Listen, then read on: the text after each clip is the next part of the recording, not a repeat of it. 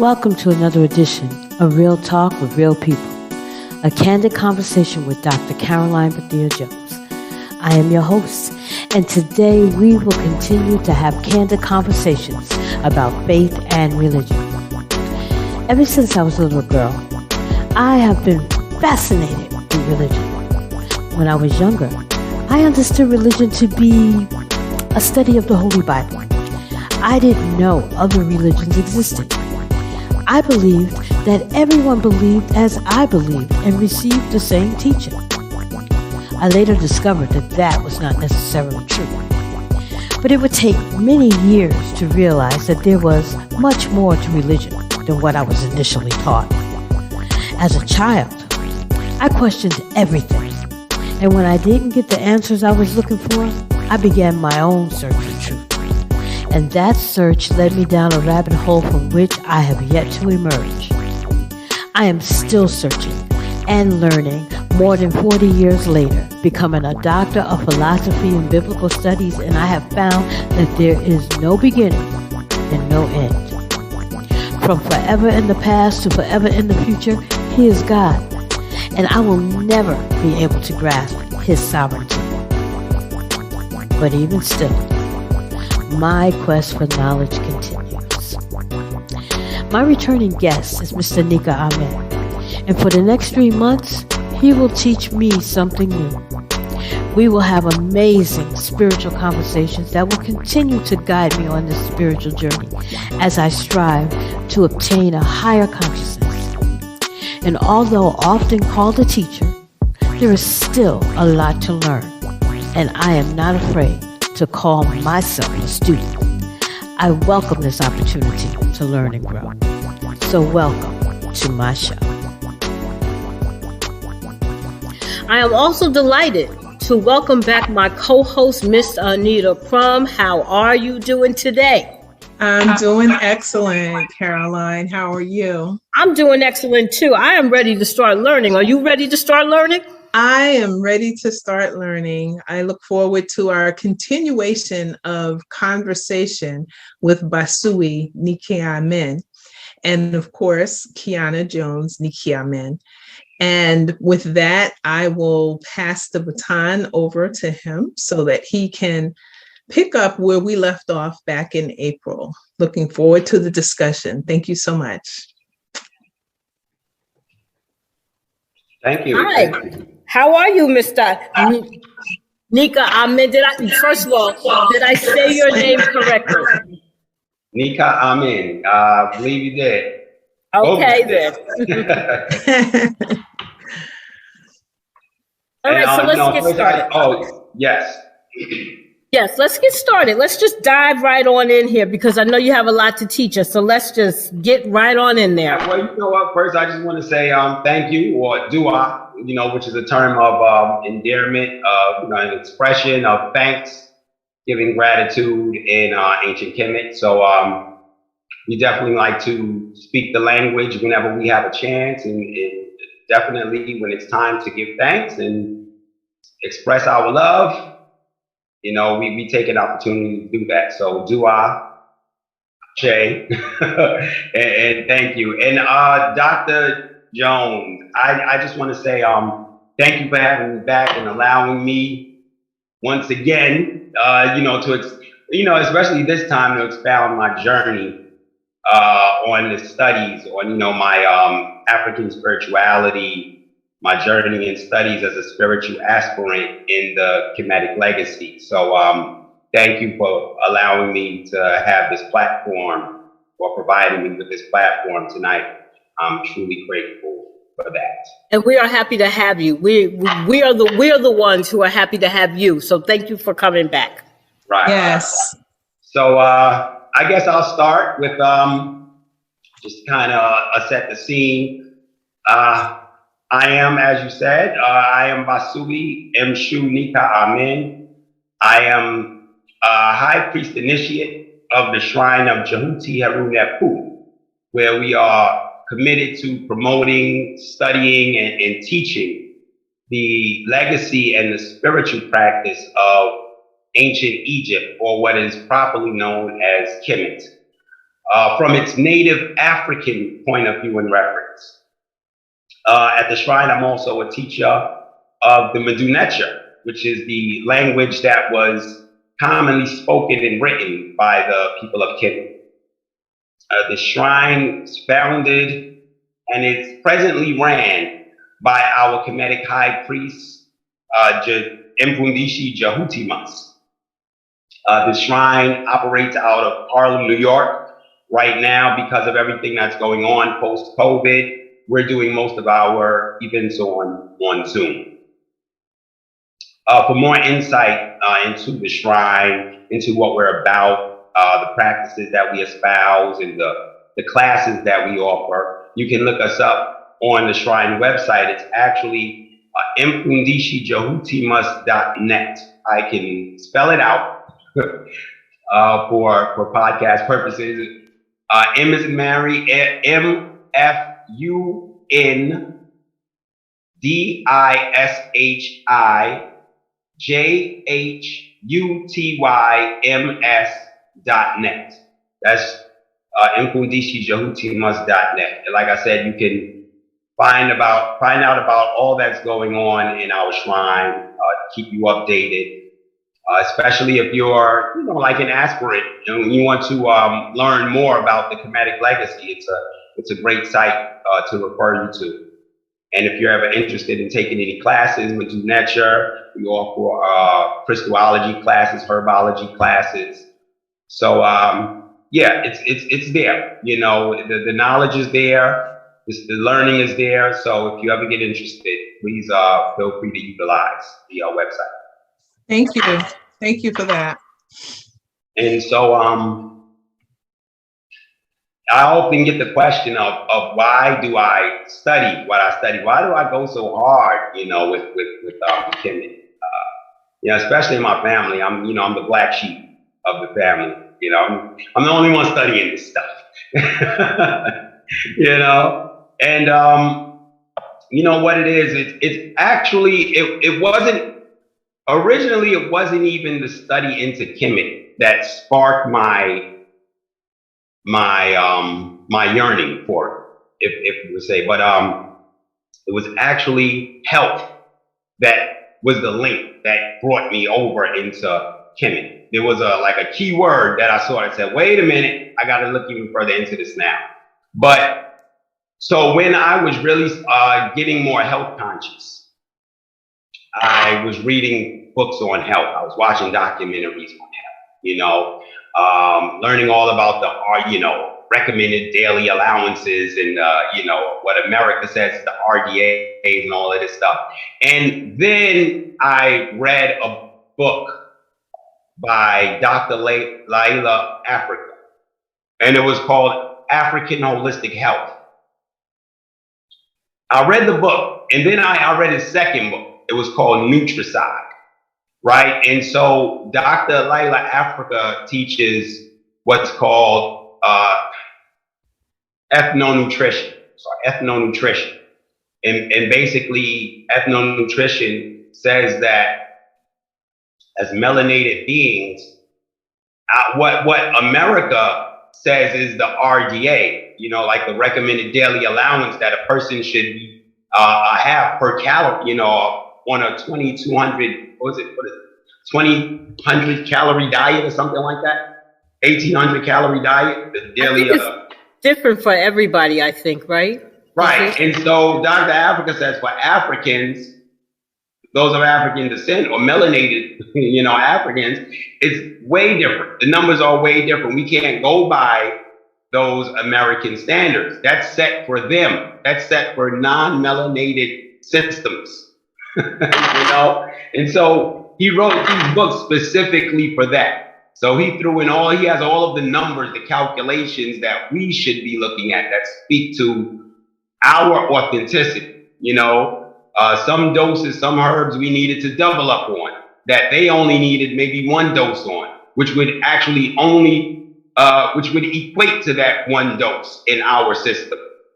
Some herbs we needed to, or some chemicals, we only needed half of what they need, right? And so when I started looking at that, and I started seeing certain diseases that were creeping up in people, and I started to see the abuses in some of these chemicals that Dr. Africa was saying are not right for our bodies, and so that was where the spark started. That was where the spark started to say, I need to know more now, about melanated folk, about us, because there's some lies going on here. How old were you? Yeah, that was my question too. Well, this was 2010.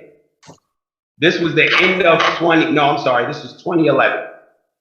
2011. I just entered into I just graduated from the Institute of Integrative Nutrition, right, which is like one of the biggest schools that teach nutrition for health coaches on the East Coast, right? And so I just finished their course. I listened to all of their lectures. I downloaded all of their programs and courses, and then I read Dr. Africa's book. Wow. So they were teaching from the Western perspective, and so Dr. Africa turned me into a whole new thought now. He put me in a whole different mindset. So can I just interject here? Okay, yeah. So you graduated from the School of Integrated Health. Then you read this book, which I have. Yes. Wait, yes. Let me take my, yes. Then you read this book. Oh, man. So would you say then that the integrated health did not integrate all health? No. They omitted this part. Right. So there was really no integration of knowledge that you received. Right. Interesting. Much, omitted that book right there, the information that comes out of that book. Okay. And so the book is filled with Kemetic philosophy.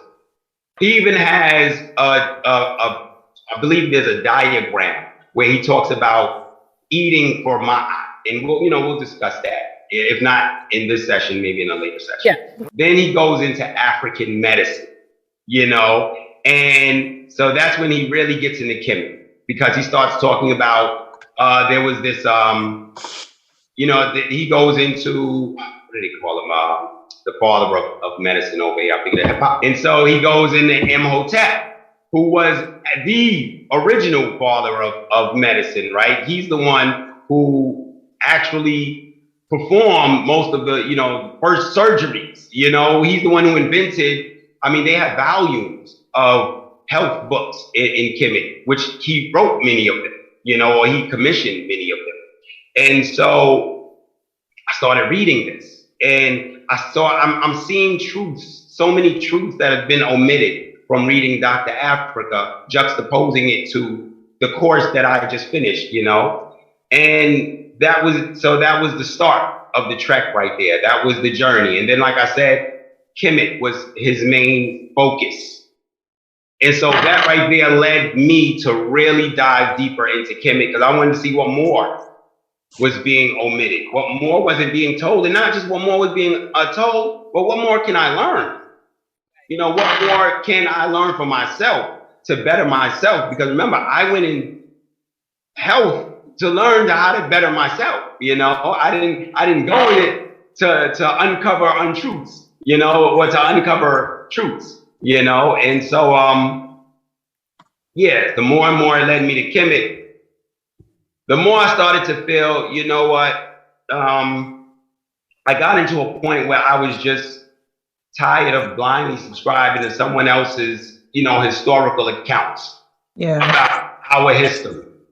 And it was like my self-proclamation, pretty much, to say, this is it for me. I'm not going back to doing that, And so the more I got into the studies of Kemet, the more I became driven by two things, right? Inspiration and frustration, in the beginning. Not anymore. I'm not as frustrated anymore because I'm doing what I'm supposed to do to alleviate those frustrations, the self-imposed frustrations, right?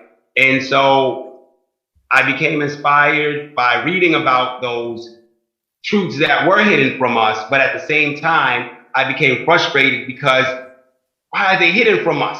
You know, and the ways that they're hidden from us. That's what really frustrates you, because you realize that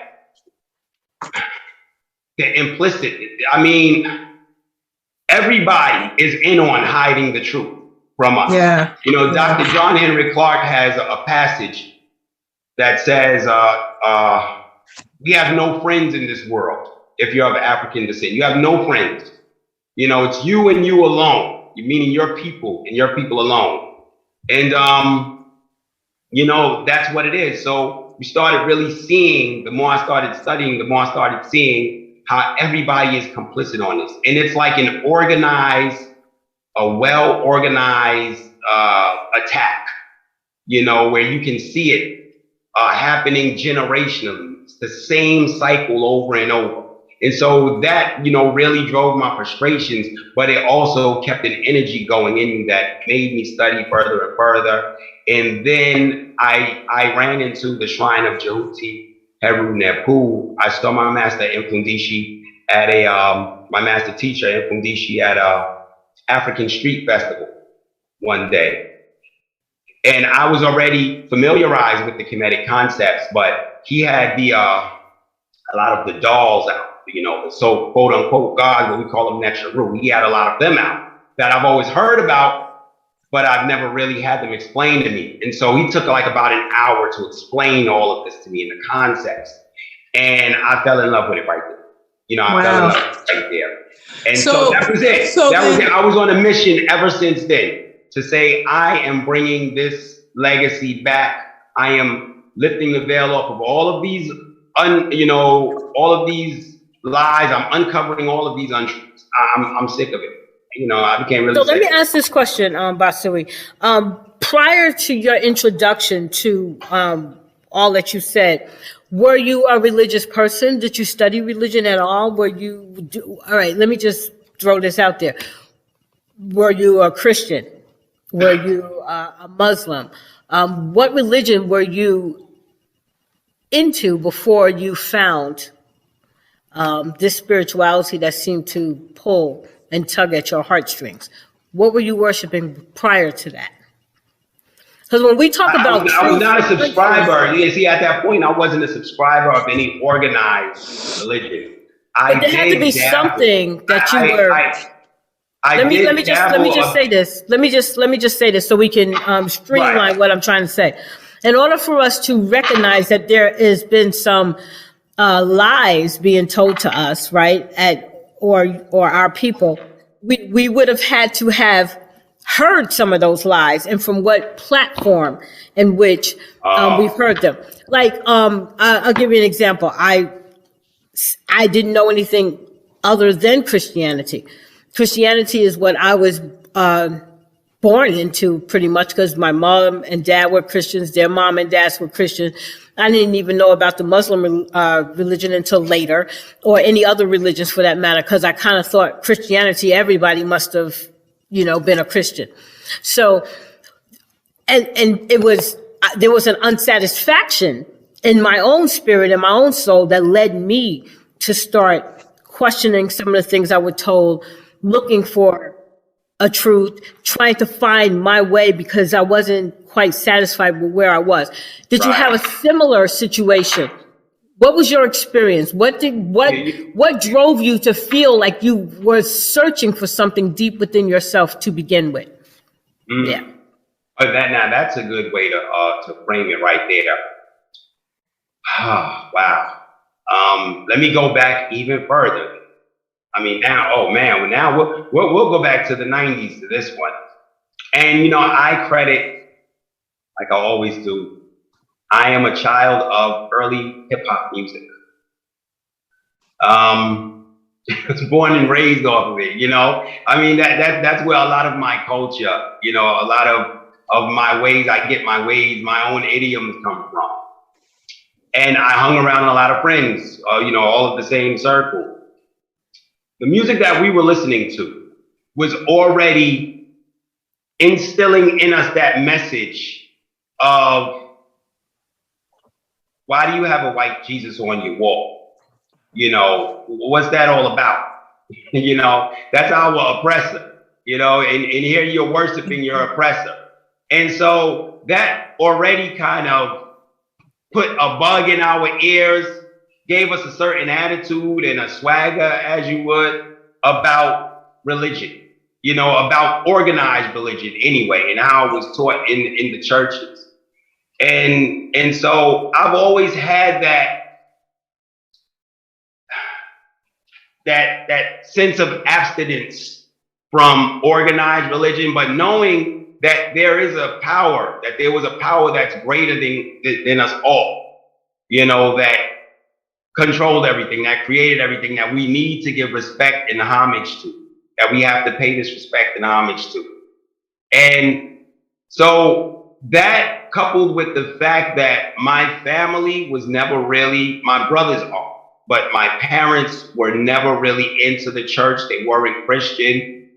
My grandmother was. She was hardcore Christian when we were children. She would take us to church. It never really resonated with me as a child, though. You know, I was never really into, I was, you know, as a child, you're not really thinking about it like that. You know, to you, it's like, oh, man, I got to dress, get up, team going on, and, you know, sing some songs. I want to go back home and play, you know? And so, you know, so it never really resonated with me like that. And so coming up that way, and then running into this thing called hip hop, which drove our minds even more away, more towards pro-blackness and saying, yo, we don't, because it was more geared towards staying away from that white Jesus. They teach the oppressors system, and we need to stay away from that. And coupled with the fact that my parents weren't really into church, their thing was, look, you know, stay out of trouble. You know, just don't get in trouble, be a good child. You know, the way we raised you, practice everything that we taught you, you'll be okay. You know, but my brothers happened to go the other way. I still hung with friends of like mind, you know, who were more into that Black power culture. You know, I went to Medgar Evers College, so there was a very feel of pro-blackness, the spoken word crowd, they say the incense burners, and the, what else? Vegan, the whole vegan crowd. And so I got them. And then I have my brothers on the other end, and my brothers are anti what the people that I'm hanging out with, you know, they're anti who they are. You know, and so I start looking at my brothers as, you know, y'all are Christians, and then y'all are laughing at me for aspiring to, you know, eat right and you know, aspire to concepts like higher consciousness and doing things that can better myself. But, you know, y'all are subscribing to what Western medicine and Western concepts deem as, you know, adequate for us to function as Africans. So I was really in my African bag, as you would say. So that kind of really kept me away from that and more towards moving into a more universal minded way of looking at life. And so by the time I really got into my late 20s, 30s, you know, I'm reading more and you know, I'm getting into Malcolm, I'm getting into all of the, you know, more deeper into the pro-black. And look, I'm not saying that Christians aren't pro-black. That's not what I'm saying at all. People who go to church aren't pro-black. I'm not saying that at all. You know, but I'm saying that where my journey, for my journey, you know, how it kind of drove me into a lane that kind of ended me up into a holistic way of looking at, you know, a life. Okay. So Basui, I think you've done a great job with laying the foundation of what we're talking about, which is why study ancient Kemet. So let's talk about the cultural suppression. It's a well-designed system, as we all know. And under the ancient Kemet, how does this factor into it? What can you share with us about cultural suppression? Anita, one second. Sure. Before we go into that, Anita, if there's what I think, I don't want to skip this part because we Sure. have listeners out there who don't even know what this is. Can you tell us? Let's answer the question. What is Kemet? Kemet. Am I saying that right? Kemet? Kemet? How do you pronounce it? Kemet? What is it? Right. Let's go there first before we start going into a system of what it do. What is it? And why should my listeners care? Right. Right. Well, Kemet was the original term that the people of that origin called themselves. Right. The origin I'm speaking of is the people situated around the Nile Valley, right, in between the Mediterranean Sea and right in between the Mediterranean Sea and what they call now Sudan, or what was called Kush, right? That whole area right there. And so they called themselves the Kemeti, the Remesh, the original people. And they referred to the land as Kemet. All right. So right? that's a land. That's not a religion. That's a land. Right. Kemet is the land. I want to be because I want to be clear because we're delving into Kemet was the community. Right. Okay. So what is there a religion associated with that land? There's no one a doctrine that you can point to and say this is the doctrine of Kemet, because Kemet had what, 42 districts, right, or what you call saput, and each of these saput, well, I won't say each of these saput, but several saput would praise a different aspect of the creator, depending on what was needed at that time for that saput. If it was protection, you would pray to the aspect of the creator that dealt with protection, right? If it was for, let's say childbirth, or you have a natural that were responsible for that you praised or you prayed to. But there were 4 theologies that operated, that you can say made up the entire spiritual system of Kemet.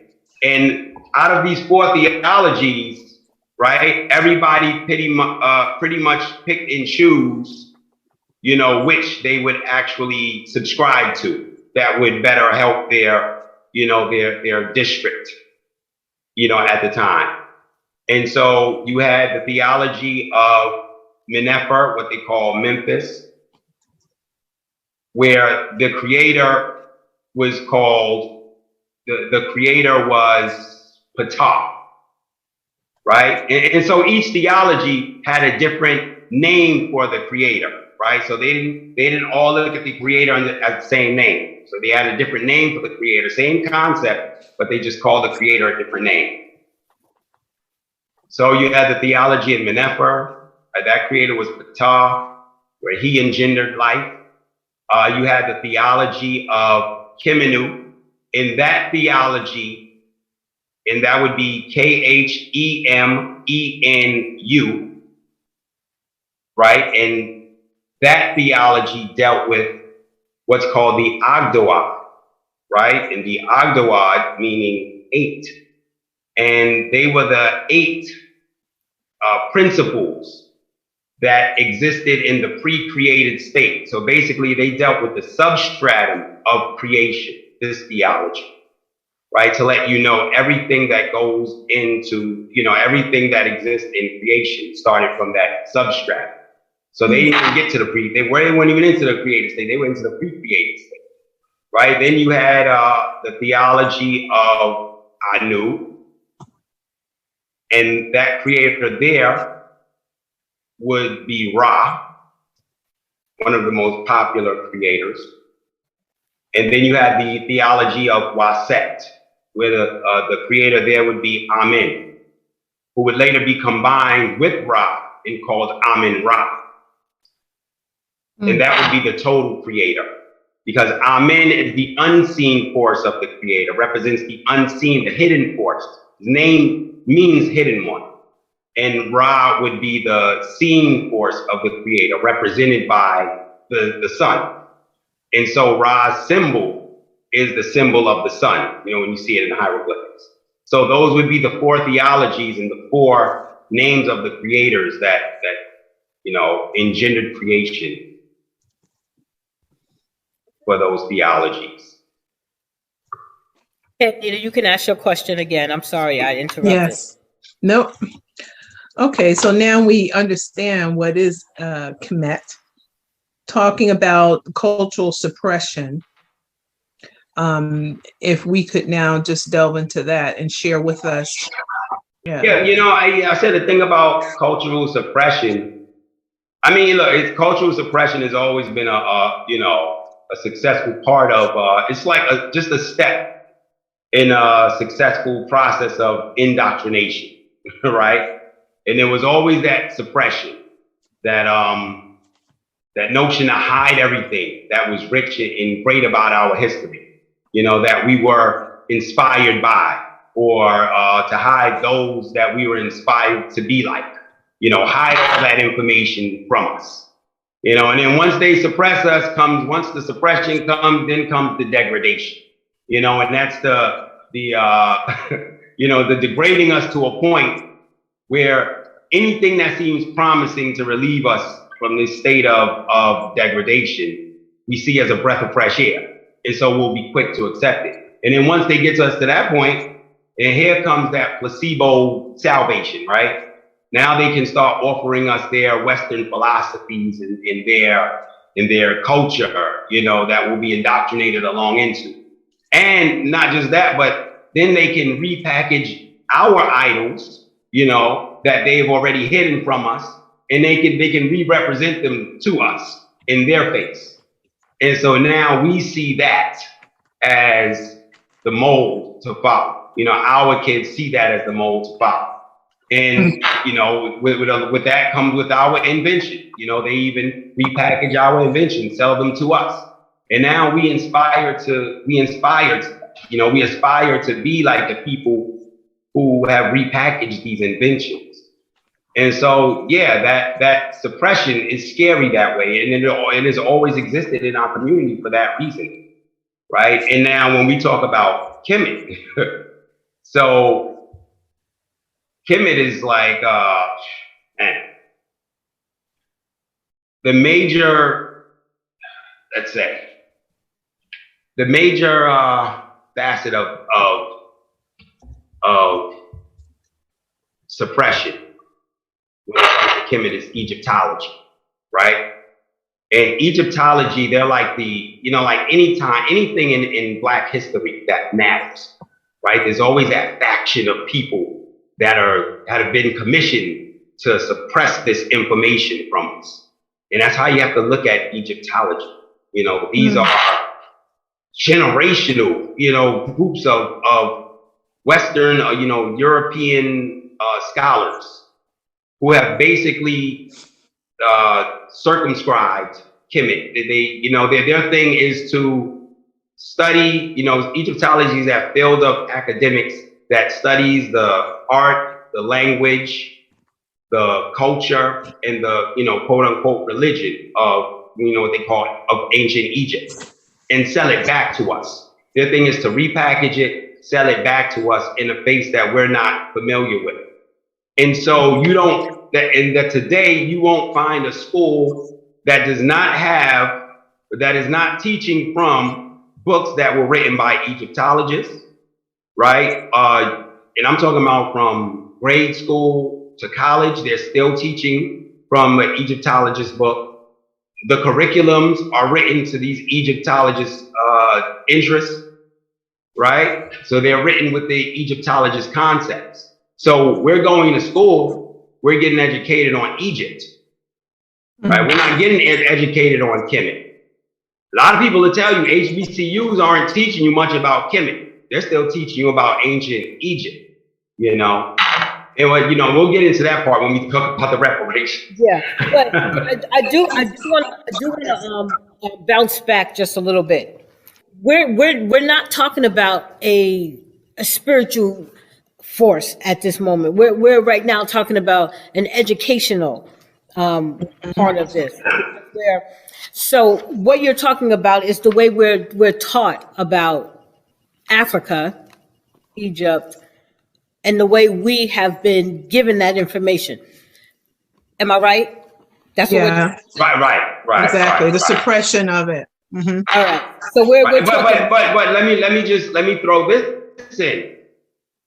That leads to the spiritual suppression of it all.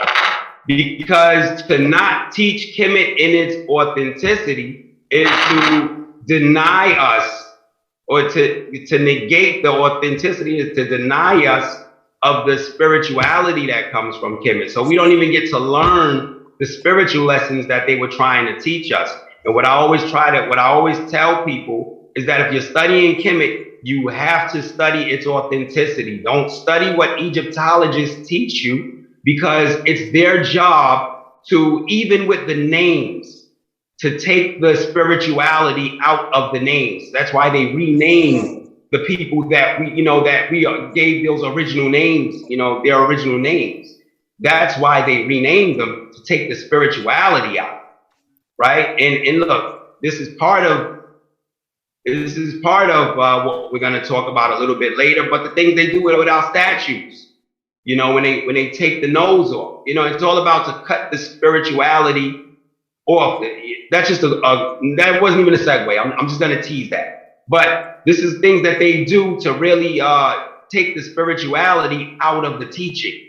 They have all, and that's why Kemet is so important, because Kemet is where they have exhausted all of the techniques to really deny us of our history. If you really study Kemet, they, in every area of human activity, they tackled Kemet. They attacked Kemet, and they've bastardized it into a point where we can't even recognize its African authenticity.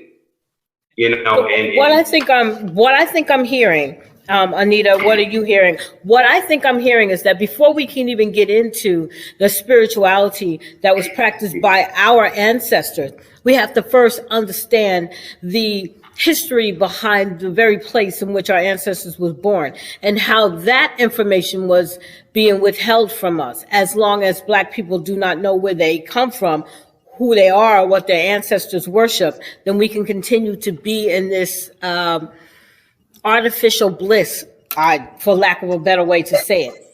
So, right, is that right? So because we're going to get all into the spiritual stuff a little bit later.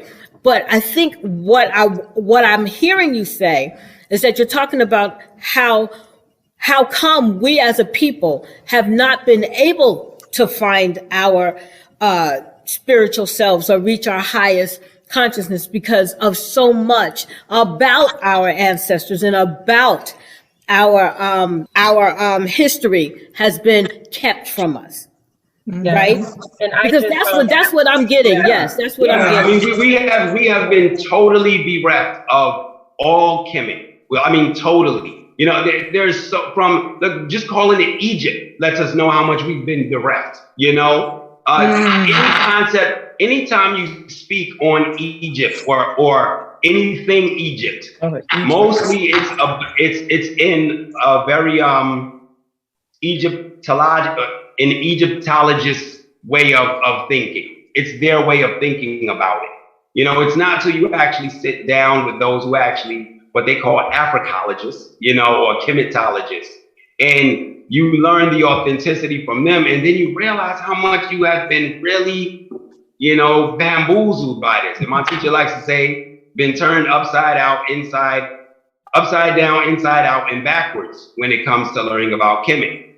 Everything. Almost everything we subscribe to, we think we subscribe to when it comes to Kemet, we really subscribe to some Egyptologist way of approaching or delivering Kemet, disseminating the information, And that's the danger of it. And the residue of that danger is when people don't learn, they don't understand their history. They get mad at the people, like myself or someone who's conscious and tries to put those pieces back together and wants to come to them and say, look, man, we're not learning this the right way, man. We really need to start getting into calling this and addressing this by the proper name, because our people are being bereft, and then so they start attaching these labels to you like a Hotep brother, and they all of these labels that were once words of endearment, they start turning into derogatory words towards you, right? And the thing about Hotep brother is this new thing they started. Whenever they hear somebody talking about Kemet or something conscious, they want to call, here come one of those Hotep brothers, but they don't even understand the history. And they don't even understand that you're using a word that was used as a term of endearment. And at the same time, you actually use a word, the N word, that was used to degrade your people, but now you call that a term of endearment. Right? And so wow. You see the backward, you see what I'm talking about? Upside out, inside out, and backwards. That's the residue of suppressed culture, because now it has us thinking in a way we're not even thinking right. So we're thinking of people who are trying to help us or trying to hurt us, trying to educate us. We want to degrade, and so it's serious. The suppression is very serious. So what does educational reparations look like to you? Yeah. I say educational reparations. I don't even think it can be achieved until, we get all of the stones turned and all of the veils lifted off of our history, right? We have to first go through a process of resurfacing what has been suppressed, rewriting what has been redefined, right? And putting the original face back to what has been defaced. We have to do all of that first, right? Go inside before we can think about building, right? We gotta first, let's put all of the authenticity on the table and all of the truth, and talk about how we're going to disseminate this authenticity, because we can have the blackest school, right? It can be an all black school, black owned, black staff. We can have billionaires and millionaires, black businesses contributing to scholarships, all we want, right? It can look beautiful for the community. But if they're still teaching in a curriculum that's not offering African authenticity, then at the end of the day, it's not reparations, it's artificial reparations, right? We'll still be educating our children to go back to work for the wolves and not be inspired, to do what our ancestors did. Black Wall Street, now we're talking about something that was real, but we just need to get back to that level. We need to introduce authenticity first. It's not there yet. And that was, that's just another one of my affinities to Kemet, because the potential is there because of the severity, that has been done to it, the injustice that has been done to it. So there's so much potential to rebuild, and make it what it was, and to repackage it and deliver it in its right way. And so we have people doing it. We're teaching the original language, and so I think that's the first step. It just needs to be authentic first, and then we can call it autonomy. Like I said, it's not autonomy if it's not authentic. Yeah, that sounds like a large order, a tall order, and getting those things back, because so much has been stolen. Yeah, it's definitely a tall order, and we need to do, pretty much fight fire with fire. That's why it's a tall order, because they are throwing everything at us. And, I think that we need, because of the fact that they throw so much propaganda at our history, that warrants us or our history to have, every part of our history should have voices of expertise that are capable of, to providing a buffer to their propaganda. Because I don't think we can anymore just sit by and say, let's just do what we do and forget about that, because they are coming with tons and tons of propaganda. And what we do is just a spark. I know, they say a spark incites the whole community. But at some point you have to say, we need to create this force field and buffer stuff. We need to get this stuff away from the people's minds. We need to reflood their minds, just the same way that they're flooding their mind. We need to reflood it. Detox it first with authenticity and reflood. Let's create our own media that generates, that our authentic information, the way they generate the propaganda every day. That's those are the steps to me for educational reparations, or two crucial ones. Yeah, the mainstreaming of America, and it's to just have everyone think and respond the same, and do away with our roots of who we are, dispelling misconceptions, myths, and misnomers. That takes us right into the next area that we want to talk about. And I think we're here at that point. Yeah, so it's and I think that it's within our culture, but when you look at other cultures, some do better with keeping theirs intact and sharing the history. But then when it comes to our culture, it's in pockets of information. So what about dispelling misconceptions and misnomers? Right. Yeah, I think that kind of was a segue for my last point, right? Yeah. We need to keep generating our truth. We need it constantly generated, and that's going to be to create those buffer avenues, right? That people are constantly seeing the truth and not the propaganda. And so some of these truths have to be or consist of the truths aren't dispelling. The truth is just putting out there what it is. That way we don't even get any more dispelled misnomers. But yes, some of the misnomers, there are so many in Kemet. And like I was touching on before, pretty much everything that we talk about, from the name Egypt, is a misnomer. King, Pharaoh. And, but one point, and a lot of these words that I throw out all come from, all have the same theme, which is a lot of them were created by, a lot of them are Greek terminology, right? And the thing about, it's almost like you have to play kind of cultural detective.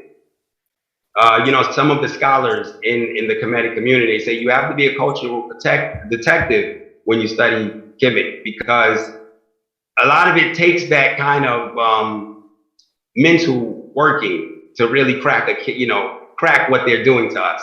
And so when you really think about it, if we're calling people of Kemet by Greek words, if we're subscribing to that, you really need to step back and look at the timeline and say, well, if Kemet was in existence 2,000 years before Greece was even a civilization, 4,000 years, before Greece was even a civilization, why are we calling these people, what made us think that these people called themselves what the Greeks called them, these Greek terminology words, they didn't even exist yet.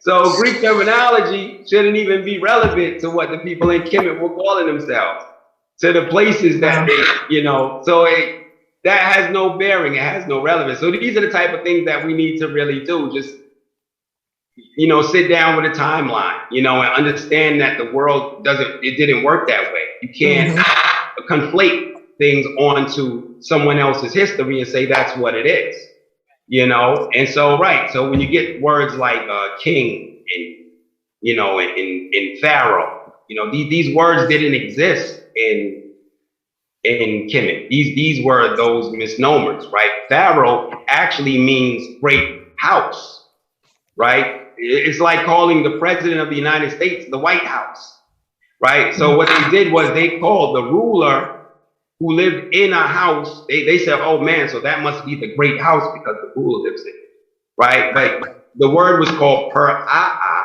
and it got bastardized into Pharaoh. The Greeks called it Pharaoh. So they looked at, the word that meant great house and called that, the ruler, identified by the ruler by that word, I mean. And so, so these are how a lot of the bastardations were happening through Greek invasion. And so a lot of them were, implementing their words on ancient Kemetic words. But another one that the people of Kemet weren't black. That's probably the most common one, right? That's the one they've been, ever since the study of the Egyptology began. That's pretty much where they were going with that. And Egyptology, I believe, was created in like the 1800s, if not the late 1700s. But, they've always tried to say that the Egyptians weren't black. And when they did say that the ruler, whenever they try to attribute blackness to Egypt, they point straight to what's known as the 25th dynasty. There were 30 dynasties in Kemet, right? But it's well known that, now remember, I said that Kemet the border was Kemet, and right south of it was what they call Kush, right? A very accentuated African, country. You know what I mean? And the thing about Egypt, it was more of a melting pot, right? People were coming from everywhere, all parts of, they came from West Africa, they came from South Africa, And so you got different people looking different, you got different shades. But see, in Kash, what now they call the Sudan, so you had much of that, just that dark hue, And so they attributed that as that's Africa, that's Africans. Anything below that, they all look different. They're not Africans, So they always said the Egyptians were their own race, basically. If not white, they wanted to try to take it for their own, But, and so whenever they referred to the black pharaohs, quote unquote, they would refer to the dynasty when the rulers from Kash, the modern Sudan, came down to Kemet and kicked out the rulers who invaded Kemet, right? So, and they became the rulers now of Kemet, those of the 20, and they were like a family of brothers in the 25th dynasty. They came from the south, from Kash, came down to Kemet. So they were rulers in Kemet for the 25th dynasty. And so what they did was, they called them the Black Pharaohs. See the misnomer right there? So they're saying that's the only time black people ruled in Kemet. That's like saying Marvin Gaye was a mega superstar in the 80s. You say, wait a minute. Okay, he made hits in the 80s, but his rise was late 60s, 70s. What happened to that? What happened to his greatness? And that's what that's doing. So they play with those misnomers and those keywords like that to blotch out a whole part of history. So how do we get this education? There's a buzzword that's going around right now in the school systems, and they're using the word critical race theory a lot. Right? Yeah. They're using that word a lot to try to, it's my understanding that what they want to do is teach the truth in school. Not say that one more time, Dr. Jones. I said it's my understanding that the whole idea of critical race theory is to teach the truth in school. Oh, the truth. Okay. Yeah, it was just that word that got cut off. Okay. Yeah. And so I'm wondering, because you said a whole lot of stuff tonight. Yeah. And what you're saying is telling me that this is information that needs to be part of the history books that is being taught to our children in the classrooms. It seems like a lot of this information is missing. So for an average person, how would any even stumble across this kind of information to get them interested? You came across this information and it sparked something in you. Can you imagine what would happen if this information about everything that you just said was accessible in the school systems as young as elementary schools, middle schools? So that there can be an interest sparked about searching and finding more information. So this was a very, very good start, because this at least points us in the direction of education. So your first session with us on this podcast was about educating our listening audience on information that they were not privy to. Right. So what suggestion would you have to anyone who's listening as to how they can get started, since they can't get started just going to a library? I don't know. How. Right. Like I said, the library is so big. If I walked into the library or any, I wouldn't even advise it. Where does an average person who is just interested in knowing a little bit more about our ancestors, where do you begin? Where do we start from? Right. Well, definitely the website that I gave out in the beginning, infundishijahutimas.net.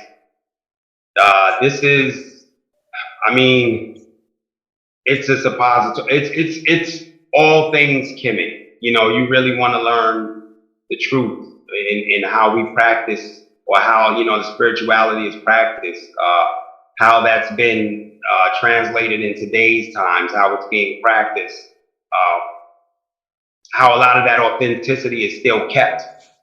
Museum tours, find out who's giving museum tours. Those are extremely helpful. And you can also find out information about that on the website as well. There's a book that I would like to offer. It's called Spiritual Warriors Are Healers, by my Grandmaster Mfundi Jahutimas. It's a great start for anyone who wants to know about right there, where to start if you are new to approaching the Kemetic legacy, right? That's a book that points you into what is what. It defines so many concepts, the foundational concepts that you'll need to know in order before you should even think about moving further into your studies. You know, in terms of knowing the Netcharu, concepts like the Netcharu, Ma'at, you know. Those are all terms that we'll introduce These are terms into, because we don't want to give our listening audience so much at one time, because it's hard to digest all this. And I think when something is hard to digest, people walk away and say, I don't really want to deal with this. Right. Yeah, definitely. So, we have another guest on. I don't know if she wants to speak at this moment, but I would like to give her opportunity before we close this session, because we're going to have you back next month, because we're going to continue this session. Tonight, we learned a little bit of information about the language, the land, the Kemet, what it is itself. But we're going to delve into the spirituality part of it as we start to learn a little bit more about what our ancestors were worshiping in our ancient times. So, Miss Kiana Jones, Nikaamen, welcome back. Hi, everyone. Yes, I couldn't even jump in there. I was just taking it all in, excited, just like the rest of you, because I just love hearing Basui speak about this. I am very new to this. I'm not taking classes like he is. I haven't been studying like he is. He's been studying for years. So I'm just always sitting at the feet when he's dropping these gems, because I'm right there like the rest of you, not knowing much, but learning a lot. And I think earlier when I was going to say something, I just wanted to point out that our spirituality is really where our power lies. And so it doesn't surprise me at all that there's such a push to suppress it, because they don't want us to tap into that, because it's just so powerful, and they're so fearful of what we could do with that information. And it's just amazing that even with the leaps and bounds that have been done to keep it away from us, whether we go back to our roots with that, or even the other versions that have been watered down and gotten back to us, such as, you know, some of the organized religions that are more Western. Even when we take those and do it full-fledged, we get power from that as well, because we are spiritual people and we have to practice something, you know? So even your best Christian is powerful compared to the person that isn't studying anything, even if that information isn't the authentic Kemet information. Yes, we would like to go in that direction, but even where you are now with whatever you're studying, believe me, because you're interested in a spiritual system, you are gaining power every day with that. That's right. And I just think that's very beautiful, because no matter who I talk to and whatever they study, it could be any different walks of religion, any different walks of a spiritual system. It's all amazing that we can still speak the same language of, you know, what that spirit that's inside of us that's driving us to aspire to be our highest selves. So that's just always been so that's the common language. Yeah, it's so common, you know. Yeah. And I'm just happy to sit here and, like I said, and learn and just open my mind and realize you know, and we can see we can see it every day. Like, just look at how they put out movie after movie about anything related to Egypt. There's no brown people in these movies. They don't hire Black actors to play these Egyptian characters. Even Disney, the Prince of Egypt, you know, they have a very specific look when they want to push that down your throat. The gods so it's very easy for you to be told that something is great and then be told that that isn't you. And then what does that do to the psyche of our young brown people, you know? And that's what it's really all about. That's the purpose, to keep you in a state of feeling less than. Yeah, no, definitely. And can I just touch upon one thing real quick? Yes. You know, because I touched upon it before, and I don't want to leave it as open. You know, and I touched upon the statues. You know, the representation of the broken noses and link that with spirituality. And so, you know, another thing that, you know, the Egyptologists that they promote is this untruth, that the reason why the statues, their noses are broken, because when the statues fell at some point, you know, when they were doing their reconstruction or whatever, they fell and the noses, which that was the first thing that was chipped, you know, on their faces, the noses. I mean, well, anyway, so what really was going on is, this is an ancient Kemetic practice, which is called the opening of the mouth, right? And you can see this on glyphs. There are passages that explain what's going on, where there would be a priest holding a symbol called an adaz up to the deceased person's nose. And what they're doing is they're giving them life in the afterlife, right? It's a very spiritual ceremony, you know, so they can continue to live in the afterlife. You know, that's what that is, right? So they're giving, the spirit is seeping through the nose, right? So they can be imbued in the afterlife.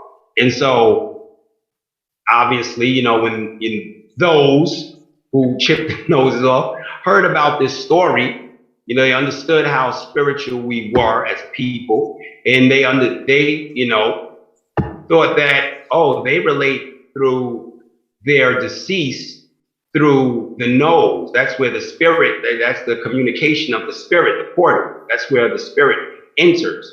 And so when the statues were made of the rulers, you know, most of these were rulers that we're talking about. When the statues were made of these rulers that you can see in the Metropolitan Museum or wherever, they were, you know, the noses are broken off. And the reason why is because they figured, well, if we break the nose off the statues, there's no more communication, spiritual communication in the people and who want to communicate with the spirit that resides in this statue, of the deceased person that was imbued, that the deceased person was imbued with.